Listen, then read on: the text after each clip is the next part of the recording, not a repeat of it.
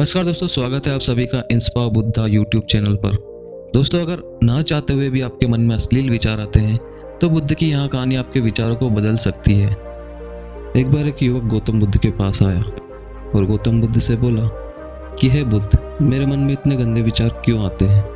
मैं नहीं चाहता कि मेरे मन में गंदे विचार आए, और मेरे मन में हमेशा काम वासना के विचार चलते रहते हैं और मैं इनके बारे में सोच सोच कर बहुत परेशान हूँ। मेरी ऊर्जा और समय यहाँ सब सोचने में ही नष्ट हो जाता है और इन सब विचारों की वजह से मैं कभी भी शांत नहीं रह पाता और मैं हमेशा ही स्त्रियों को देखकर मोहित हो जाता हूँ। अपने आप को रोक ही नहीं पाता। बुद्ध मुस्कुराए और उन्होंने उस युवक से पूछा, क्या तुम्हें पता है यहाँ काम वासना होती क्या है? फिर लड़के ने उत्तर दिया और कहा, बुद्ध, मैं यहाँ तो नहीं जानता कि काम वासना होती क्या है, पर ये जो भी है बहुत बुरी चीज़ है। फिर बुद्ध ने उस युवक से कहा कि सबसे पहले तो तुम यहाँ समझो कि प्राकृतिक रूप से जो भी चीज़ हमारे अंदर है वहाँ बुरी नहीं है। हमारे जीवन में उसकी कुछ न कुछ ज़रूरत है। वासना कोई बुरी बात नहीं है। यहाँ तो हमारे मन की एक भावना है जो हमें किसी न किसी चीज़ की कमी का एहसास करवाती है और फिर हम उस चीज़ को पाने के लिए उस चीज़ की तरफ आकर्षित हो जाते हैं। जैसे अगर तुम्हारे पास धन की कमी है तो तुम में धन पाने की वासना उत्पन्न हो जाएगी। तो वासना कुछ और नहीं, बस एक प्रकार की कमी है जो कि एक प्रकार की ज़रूरत का एहसास है, और जब ये ज़रूरत शारीरिक हो तो हम इसे काम वासना का नाम देते हैं। युवक ने गौतम बुद्ध से कहा कि हे बुद्ध, मुझे काम वासना का मतलब तो समझ में आ गया, पर आप मुझे यहाँ बताइए कि यहाँ आती कहाँ से है और कैसे आती है। गौतम बुद्ध ने कहा कि काम वासना कहीं से आती नहीं है, यहाँ तो हमारे अंदर ही होती है, और इसका होना तो जरूरी भी है, तभी तो मानव जाति का विस्तार होगा। युवक ने कहा, जब यहाँ हमारे अंदर ही है और जरूरी भी है तो फिर लोग इसे गलत क्यों बोलते हैं? बुद्ध ने कहा कि यही तो समस्या है। लोगों ने काम वासना को गलत तरीके से सोच लिया है। इसे छिपाने की, दबाने की कोशिश करते हैं। काम वासना गलत नहीं है, बल्कि काम वासना का गलत तरीके से प्रयोग करना गलत बात है। लोग जिससे प्रेम करते हैं बस उसी के लिए जीने लग जाते हैं, उसे पाना ही अपना लक्ष्य बना लेते हैं और उसी के बारे में हमेशा सोचते रहते हैं, और यहाँ सब गलत है। बुद्ध ने युवक से कहा, क्या तुम्हें पता है जानवरों में भी काम वासना होती है? युवक ने उत्तर दिया, हाँ बुद्ध, जानवरों में भी काम वासना होती है, क्योंकि जानवर भी तो आखिर अपनी पीढ़ी को आगे बढ़ाएंगे। बुद्ध ने कहा, तो फिर हम जानवरों की काम वासना को गलत क्यों नहीं कहते? युवक ने कहा, मुझे नहीं पता महात्मा, आप ही मुझे बताइए। गौतम बुद्ध ने कहा कि जानवर अपनी काम वासना का प्रयोग आनंद प्राप्ति के लिए नहीं करते, वहाँ तो सिर्फ संतान उत्पन्न करने के लिए काम वासना का उपयोग करते हैं। जानवरों को प्रकृति ने इतनी समझ नहीं दी कि वहाँ काम वासना को अपना सुख का आधार बना सके, जबकि मनुष्य अपनी समझ के बलबूते पर प्रकृति में पाई जाने वाली प्रत्येक वस्तु को अपने सुख के लिए प्रयोग करता है। हम इंसानों ने ही काम वासना को अपने सुख का साधन बना लिया है, जबकि प्रकृति ने हमें अपने वंश को आगे बढ़ाने के लिए दिया था, लेकिन इंसानों ने इसे अपने जीवन का परम लक्ष्य बना रखा है, और इस तरह से काम वासना का बेलगाम हो जाना गलत है। युवक ने मुझसे पूछा, महात्मा जी, ये काम वासना हम पर हावी क्यों होती है, क्यों यहाँ बेलगाम हो जाती है? तब गौतम बुद्ध ने कहा कि सुनो, अब जो मैं तुम्हें बताऊंगा उसे तुम ध्यानपूर्वक सुनना। काम वासना का सारा खेल तुम्हें समझ आ जाएगा, तुम्हें तुम्हारे सारे सवालों का जवाब मिल जाएगा, बस तुम्हें ध्यान से सुनकर समझना है। फिर गौतम बुद्ध युवक को बताना शुरू करते हैं। एक बार की बात है, एक आश्रम में गुरु और उनके शिष्य रहा करते थे, जिससे रोजाना आश्रम के बाहर स्थित गांव में दीक्षा लेने के लिए जाते थे। उस आश्रम का एक शिष्य जिस गांव में भिक्षा लेने जाता था, उस रास्ते में एक नदी पड़ती थी। वहां रोज उसी रास्ते से भिक्षा लेने जाता था। एक दिन उस शिष्य ने देखा कि एक लड़का पेड़ के पीछे छिपा है। वहां उस लड़के के पास गया और उससे जाकर बोला, भाई, तुम इस पेड़ के पीछे छिपकर क्या देख रहे हो? लड़के ने कहा, अरे तुझे नहीं दिख रहा क्या कि मैं क्या देख रहा हूँ? तब शिष्य ने नदी की तरफ देखा तो वहां पर कुछ लड़कियां पानी भर रही थी। वो लड़कियां 14 या 15 साल की होंगी। तब शिष्य ने उस लड़के से कहा, अरे भाई, वहाँ तो लड़कियां पानी भर रही हैं, इसमें छिपकर देखने वाली क्या बात है? तब वो लड़का शिष्य की तरफ देखकर उससे कहता है अरे पागल, तुझे दिखाई नहीं दे रहा क्या कि कैसे यहाँ परियां नदी से पानी निकाल रही हैं? जरा उनकी अदाओं को तो देखो, उनके कोमल शरीर को तो देखो, उनकी पतली कमर मटके को उठाते समय कितनी बल खाती है, और उनके बाल उनकी कमर पर कैसे लहरा रहे हैं, मानो सुंदरता बिखरी पड़ी हो। शिष्य ने फिर नदी की तरफ देखा और इस बार वहां इसे देखता ही चला गया। अभी तक तो उसे कुछ भी नजर नहीं आ रहा था और वहां बिल्कुल निर्भय था। उसे किसी भी बात का कोई डर नहीं था, लेकिन अब वो भी छिपने लगा और उन लड़कियों को देखने लगा जैसे उसने कोई अपराध कर दिया हो। और जब वो छिपकर उन लड़कियों को देख रहा था, तभी वो अचानक अंदर से कांप गया और उसने कहा कि ये मैं क्या कर रहा हूँ? मैं जो कर रहा हूँ वो सही नहीं है, मुझे यहाँ से चले जाना चाहिए। और फिर जल्दी से वहाँ से चला गया। वो आश्रम पहुँच जाता है।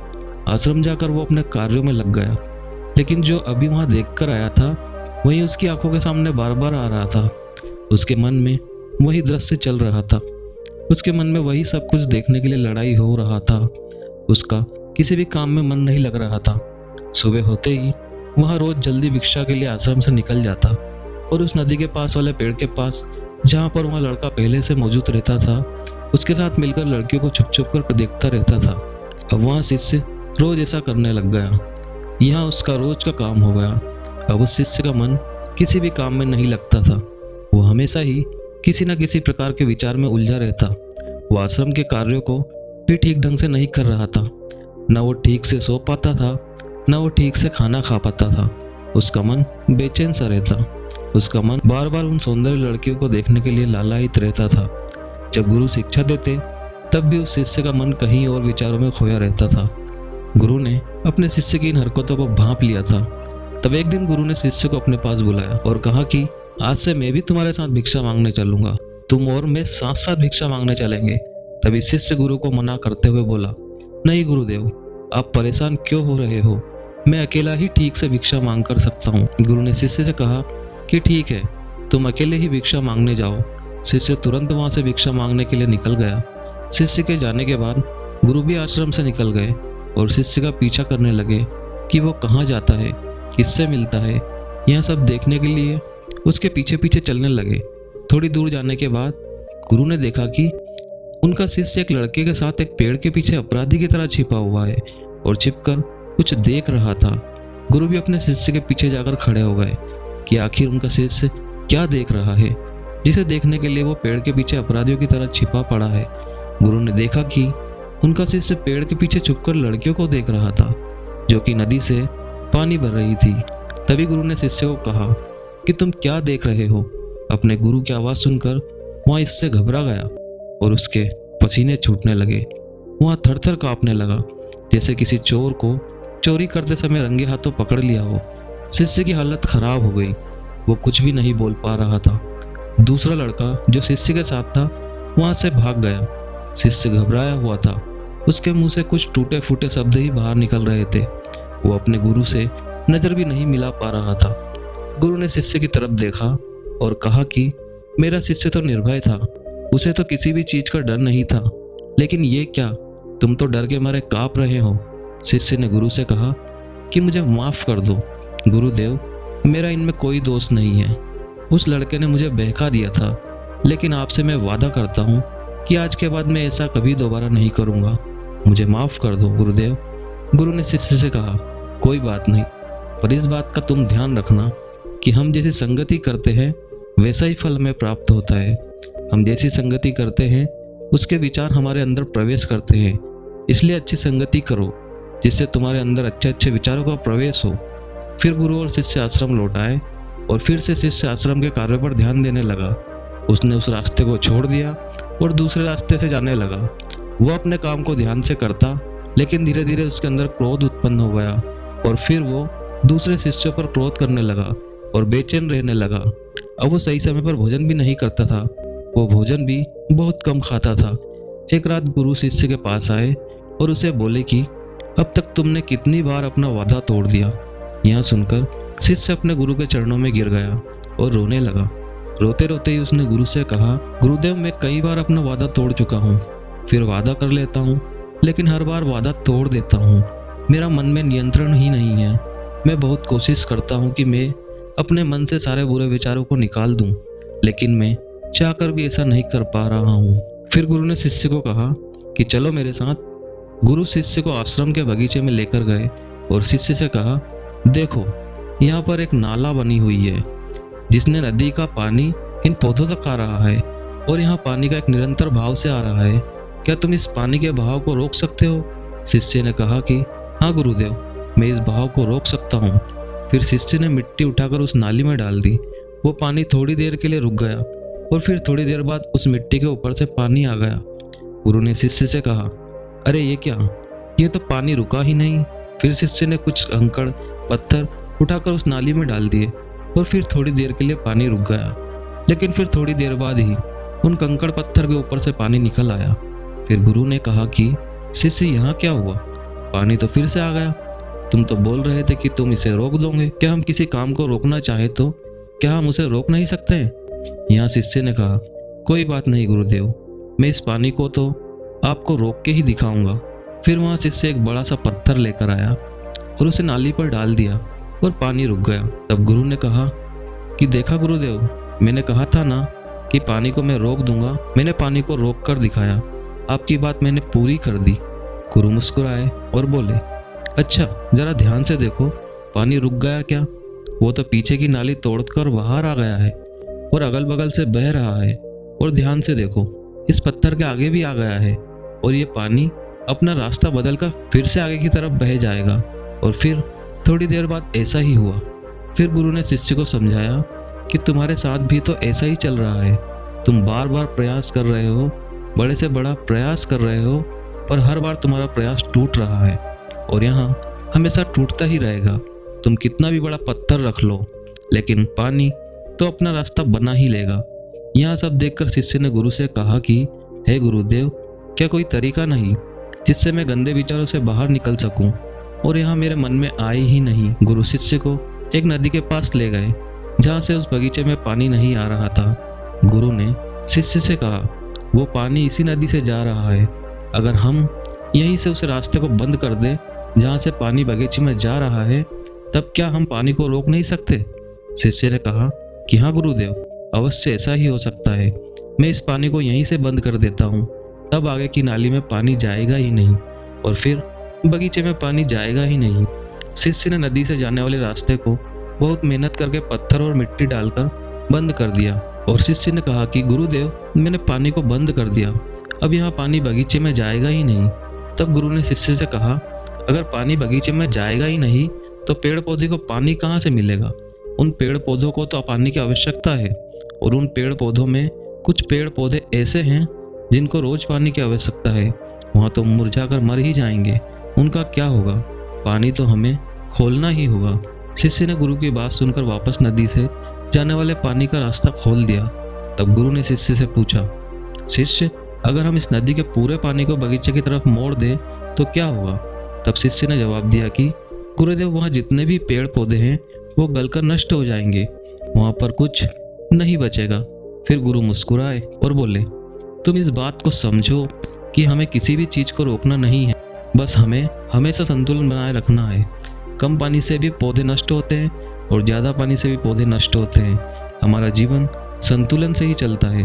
गुरु ने शिष्य से कहा कि अगर मैं तुम्हें कुछ कहूँ कि तुम आम के बारे में मत सोचो, तो तुम्हारे मन में सबसे पहला किसका चित्र आएगा? शिष्य ने कहा कि गुरुदेव, मेरे मन में तो पहला चित्र आम का ही आएगा। गुरु ने कहा कि जब हम गंदे विचारों को जबरदस्ती रोकने का प्रयास करते हैं तो वहाँ और मजबूती के साथ हमारे अंदर प्रवेश करते हैं और हमारे अंदर उठते हैं, इसलिए हमें उन्हें कभी भी दबाने की कोशिश नहीं करनी चाहिए। फिर गुरु ने शिष्य को समझाते हुए कहा कि हमारे गंदे विचार बुरे लोगों की संगति की वजह से आते हैं। कई बार क्या होता है कि कामुकता हमारे अंदर होती नहीं, लेकिन कुछ अश्लील लोगों के साथ रहने की वजह से हमारे अंदर हावी हो जाती है। फिर शिष्य ने कहा कि गुरुदेव, आप सही कह रहे हैं, मैं अपने मार्ग से भटक गया था। फिर वो शिष्य उस रात बहुत ही चैन की नींद सोया। सुबह अपने कार्यों को पूरे मन से किया और फिर सुबह वो भिक्षा लेने के लिए उसी रास्ते से गया जहाँ वह लड़का आज भी पेड़ के पीछे छुपकर उन लड़कियों को देख रहा था।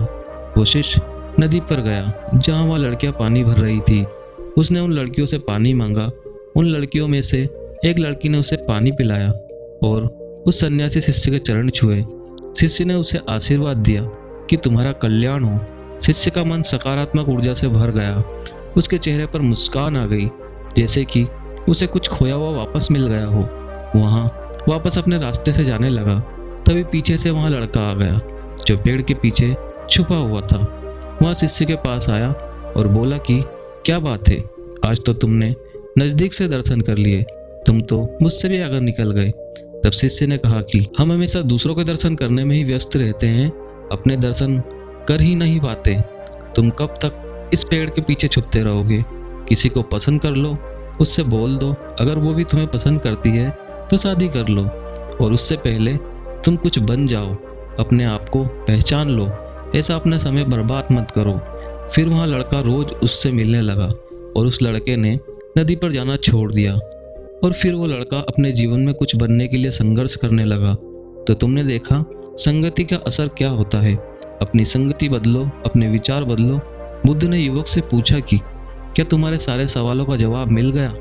तब युवक ने कहा, हाँ महात्मा जी, आपका बहुत बहुत धन्यवाद। तब गौतम बुद्ध ने युवक से कहा कि जब तुम्हारे मन में गंदे विचार आए तब आप अपने आप को दोषी मत मानो। यहाँ शरीर है और यहाँ सब इनसे हजारों वर्षों से सीखा है। एक केवल तुम्हारे सोच लेने से, शपथ लेने से ये टूटने वाला नहीं है, लेकिन तुम्हारे पास वो शक्ति है, वो ऊर्जा है जिसका तुम्हें संतुलन बनाकर उपयोग करना है। तुम एक जीवित ऊर्जा हो जो कुछ भी अनुभव करने के लिए स्वतंत्र है, जो निर्माण करने के लिए स्वतंत्र है। इसलिए तुम अपने आप को पहचानो।